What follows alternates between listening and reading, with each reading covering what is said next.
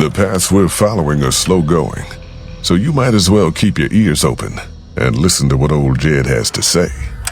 A few decades back, folks in the NCR started to hear about a community in northern Utah called New Canaan. Didn't know much about them, except that they were religious folks, sent out missionaries to talk to the tribes.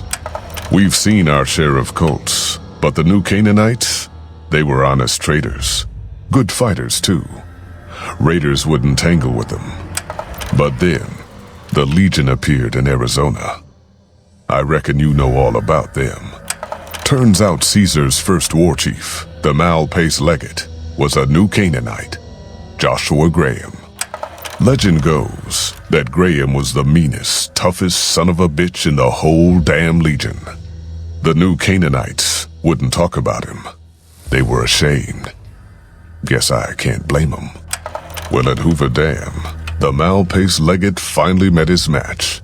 Hanlon and Oliver kicked his New Canaanite butt right back over the river. Caesar had to make an example for the others, to show them that even at the highest level, failure wouldn't be tolerated. He had Graham covered in pitch, lit on fire, and thrown into the Grand Canyon. People say he didn't even scream on the way down. Not long after, some of the slaves and tribals started to talk, said Graham wasn't dead. Shouldn't have been any surprise.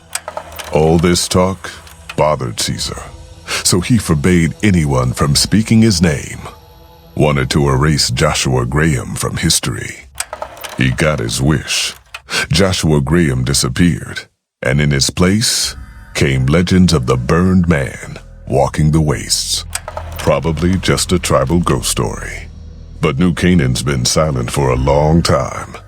Maybe it's a coincidence. Maybe the Malpais Legate is dead.